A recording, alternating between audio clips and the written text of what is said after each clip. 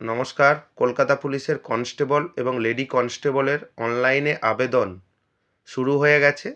আপনি যদি অনলাইনে আবেদন করতে চান কলকাতা পুলিশের কনস্টেবল এবং লেডি কনস্টেবল, কী তার পদ্ধতি রয়েছে, ছবি আপলোড পদ্ধতি থেকে শুরু করে সিগনেচার আপলোড পদ্ধতি, পেমেন্ট পদ্ধতি, A to Z form fill up পদ্ধতি আমি এই ভিডিওতে দেখিয়ে দেব। যদি চ্যানেলে নতুন হয়ে থাকেন চ্যানেলটিকে সাবস্ক্রাইব করে দেবেন পরবর্তী আপডেট পাওয়ার জন্য।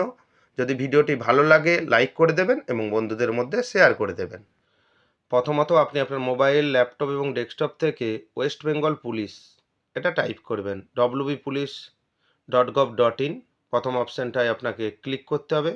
ক্লিক করলে recruitment to the post of constable and lady constable in Kolkata police gate details অপশানে আপনাকে ক্লিক করতে হবে।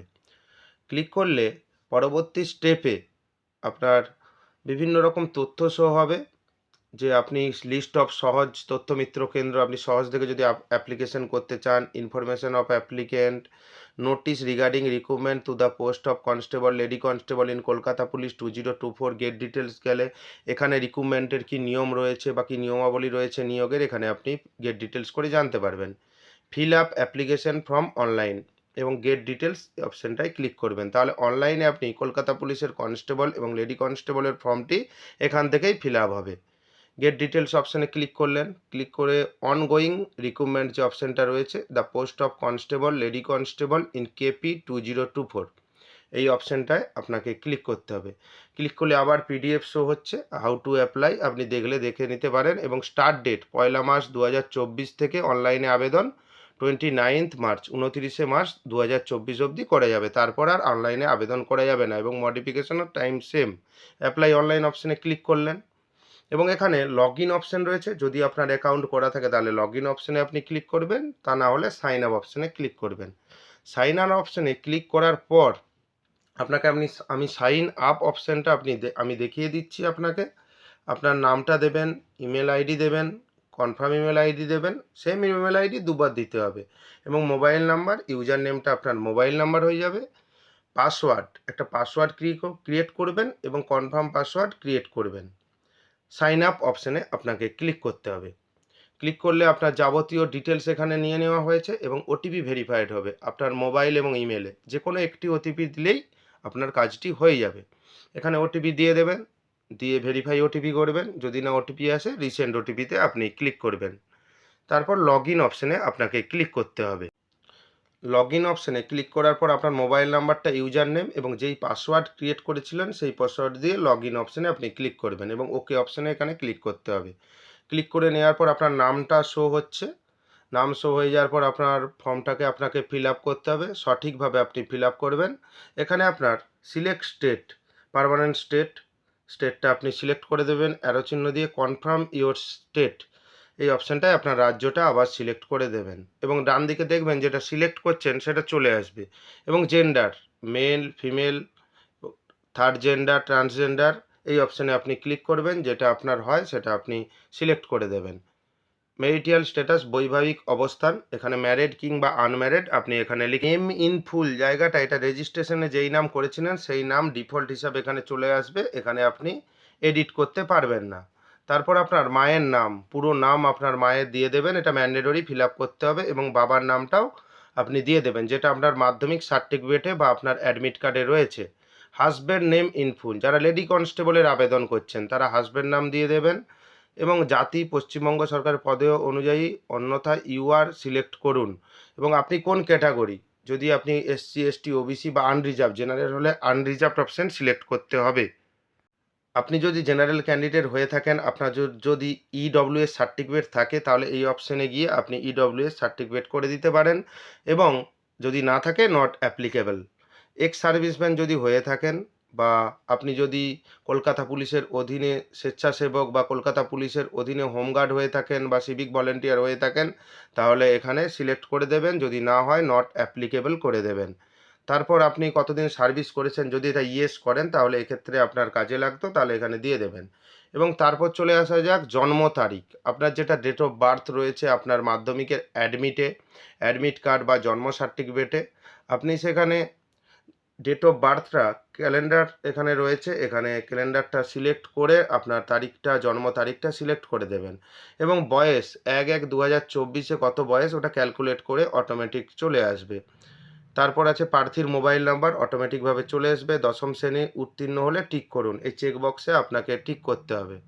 এবং মাধ্যমিক এটা আপনাকে ম্যান্ডেটরি দিতে হবে, দ্বাদশ শ্রেণীও দিতে পারেন, স্নাতক এবং স্নাতকোত্তরও আপনি পোস্ট গ্র্যাজুয়েশন আপনি নাও দিতে পারেন, দিতেও পারেন। মাধ্যমিক আপনাকে দিতেই হবে। আপনি বোর্ড সিলেক্ট করে দেবেন, পার্সেন্ট অফ মার্কস কত নাম্বার পেয়েছেন পার্সেন্টেজ করে এখানে দিয়ে দেবেন এবং কোন grade A B C overall grade বলে একটা অপশন রয়েছে, এখানে লিখে দেবেন। সিলেক্ট মেরিটেরিয়াস স্পোর্টস পারসন, আপনি যদি খেলোয়াড়ের যদি কোটা নিতে চান তাহলে এখানে ইয়েস করবেন। তাহলে আপনাকে সার্টিফিকেট থাকতে হবে, কী খেলায় পার্টিসিপেট করেছেন এবং কবে করেছেন, সমস্ত তথ্য এখানে ইয়েস করলে এখানে আপনাকে দিতে হবে। তাহলে আপনি পোস্ট কোটায় উপলব্ধ হবেন, পোস্ট যে কোটা রয়েছে তার উপলব্ধ। সিলেক্ট কমিউনিটি, গোর্খা, বিভিন্ন রকম কমিউনিটি রয়েছে। এই অ্যারো চিহ্নতে ক্লিক করে আপনি যদি গোর্খা বা বিভিন্ন রকম সম্প্রদায়ের হয়ে থাকেন তাহলে এখানে দিতে পারেন এবং নেক্সট অপশানে ক্লিক করলে যেগুলো ফিল করেছেন এগুলো দেখে নেবেন। যদি সঠিক হয় তাহলে ইয়েস করে দেবেন, তাহলে নো করে, তা না হলে নো করে এডিট করে দেবেন। আপনার কাছে পরবর্তী স্টেপ চলে এসেছে। নেক্সট যে স্টেপ রয়েছে এখানে আরও কিছু ফিল আপ করতে হবে। আপনার অ্যাড্রেস থেকে শুরু করে পিনকোড বিভিন্ন রকম ফিল আপ করতে হবে। আপনার স্থায়ী ঠিকানা এখানে দিয়ে দেবেন, আপনার স্থায়ী ঠিকানা পিনকোড সহ এখানে টাইপ করে দেবেন। কিন্তু তারপর আপনার জেলার নাম দিয়ে দেবেন, পুলিশ স্টেশনের নাম দিয়ে দেবেন, পোস্ট অফিসের নাম দিয়ে দেবেন, পিনকোড এবং নিয়ারেস্ট রেলওয়ে স্টেশন। যদি না নিয়ারেস্ট রেলওয়ে স্টেশন এবং পোস্ট অফিসের নাম আপনার এই লিস্টে না থাকে তাহলে আদার্স করে আপনি এগিয়ে যাবেন। আদার্স করে এগিয়ে যাবেন, আদার্স করে ওখানে আপনার আদার্স যে অপশানটা আপনি যদি সিলেক্ট করেন তাহলে ওখানে পোস্ট অফিসের নামটা এখানে লেখা থাকবে বা রেলওয়ে স্টেশন। যদি যোগাযোগের ঠিকানা এবং পার্মানেন্ট অ্যাড্রেস যদি এক হয় তাহলে এই চেক বক্সে আপনাকে ক্লিক করতে হবে। রিলিজিয়ান বা ধর্ম, আপনি কোন ধর্মের তা আপনি এখানে সিলেক্ট করে দেবেন এবং should be able to speak read and right Bengali, এই অপশানটাই আপনাকে বেঙ্গলি করে দিতে হবে। তাহলে বাংলা এবং পড়তে এবং লিখতে জানতে হবে। Do you belong to dependent category, আপনি কি কোনো অব্যাহতি বিভাগের অন্তর্গত? আপনি যদি হয়ে থাকেন তাহলে ইয়েস করবেন, তা না হলে নো করবেন। এইগুলো প্রায় নোই হয়ে থাকে, আপনি ভালোভাবে পড়ে নেবেন বাংলা এবং আপনি কি কোনো সরকারি সংস্থায় কর্মরত? যদি ইয়েস হয় ইয়েস করে দেবেন, যদি ইয়েস করেন তাহলে আপনাকে যেই ডিপার্টমেন্টে আপনি চাকরি করেন সরকারি জায়গায় এখানে আপনাকে লিখে দিতে হবে। আপনার নামে যদি কোনো মামলা থাকে থানায় বা কোর্টে আপনাকে এখানে ইয়েস করে তাহলে আপনার সেই ডিটেলসটা লিখে দিতে হবে। বেশিরভাগ ক্ষেত্রে এগুলো নো হয়ে থাকে। যদি হয়ে থাকে আপনার ডিটেলসগুলো এখানে দিয়ে দিতে হবে এবং নেক্সট অপশানে আপনাকে ক্লিক করবেন।